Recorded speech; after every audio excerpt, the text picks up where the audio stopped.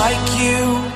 Be strong to hold the powers of the sun.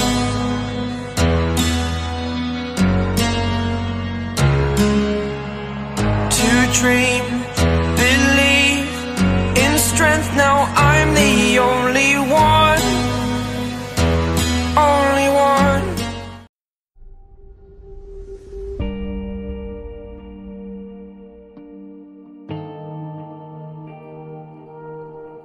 अगर आपने अभी तक इस स्टोरी के पिछले एक भी एपिसोड नहीं देखे हैं तो हमारी बनाई हुई प्लेलिस्ट के थ्रू पहले आप उन वीडियोस को देख लें, जिससे आपको ये स्टोरी ज़्यादा अच्छे से समझ में आएगी। पिछले एपिसोड में हमने देखा था थैनोस अपनी बीमारी का क्योर ढूंढने के लिए न्यूला नाम के प्लेनेट पर जाता है, पर उसे वहां पर अपनी बीमारी का क्योर नहीं मिलता, जिस वजह से वह उस प्लेनेट के लोगों को मार देता है। जिसके बाद थैनोस पहुंचता है गिलग्रैथ प्लेनेट पर, जहां पर वो अपने फादर एलारस से मिलता है और उससे अपनी बीमारी के बारे में पूछता है।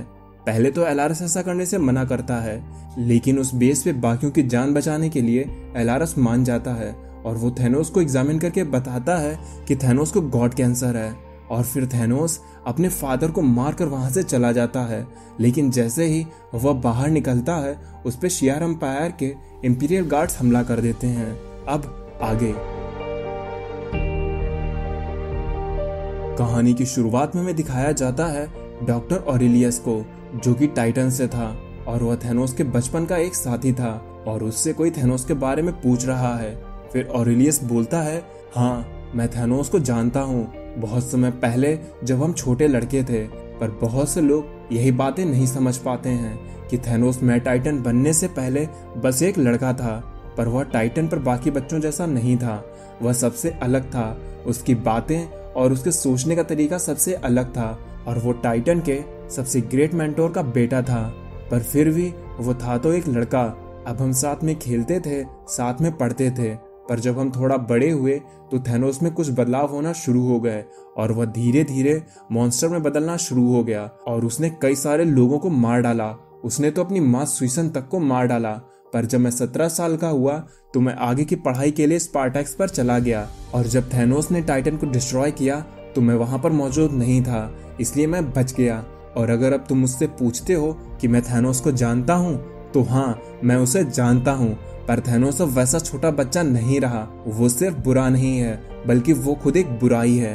फिर हमें दिखाया जाता है थैनोस, जो कि शियर एम्पायर के इंपीरियल गार्ड्स का सामना कर रहा है। और ये इंपीरियल गार्ड्स कोई मामूली एलियन बिल्कुल नहीं है, ये अपने वर्ल्ड के सबसे बेस्ट फाइटर्स हैं और वो सब मिलके थैनोस को रोक रहे हैं।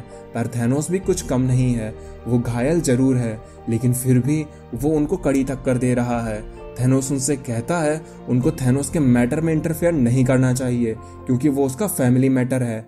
जिसपे एक गार्ड बोलता है, तुम गलत हो, ये जगह शियर एम्पायर के अंडर आती है, इसलिए इसकी प्रोटेक्शन करना हमारी ड्यूटी है। तो थैनोस उस गार्ड को मारते हुए कहता है, तो यही तुम्हारी प्रोटेक्शन है? अब मैं तुमको बस एक मौका दूंगा, तुम लोग यहाँ से चले जाओ और मैं भी यहाँ से चुपचाप चला जाऊंगा। जिसपे गार्ड्स बोलते हैं, थैनोस तुम गलत सोच रहे हो, हम यहाँ पर बस इतने नहीं हैं। और तभी वहाँ पर बाकी के और गार्ड्स भी पहुँच जाते हैं।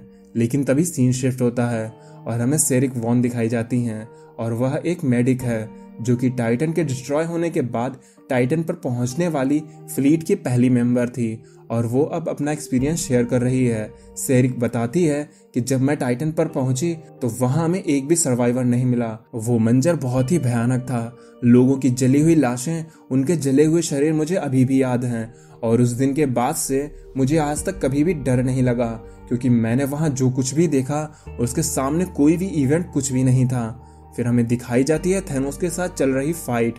अब वहां पर न्यूट्रॉन ने अपनी बॉडी के मास को कंप्रेस करके हाइपर डेंस कर लिया है और वो अकेले ही थैनोस से भिड़ते हुए बोलता है, अब थैनोस को हराने से कोई भी नहीं रोक सकता। जिसपे उसकी टीम उससे कहती है, तुम्हें अपनी टीम के साथ मिलकर लड़ना चाहिए, तुम थैनोस को नहीं समझते हो, वो बहुत पावरफुल है। जिसपे दूसरी गार्ड बोलती है, ऐसा नहीं है, हम मिलकर थैनोस को कंटेन कर पा रहे हैं और अब थैनोस हार रहा है। जिसपे उस फाइट को मॉनिटर कर रहे गार्ड्स बोलते हैं, ऐसा कैसे पॉसिबल है, जरूर थैनोस के साथ कुछ गड़बड़ है। और तभी एक गार्ड अपनी पावर से थैनोस के पास के एरिया को डार्क कर देती है जिससे थैनोस को कुछ भी नहीं दिखता। और फिर तभी दूसरा गार्ड इसी मौके का फायदा उठा के थैनोस पर हमला कर देता है।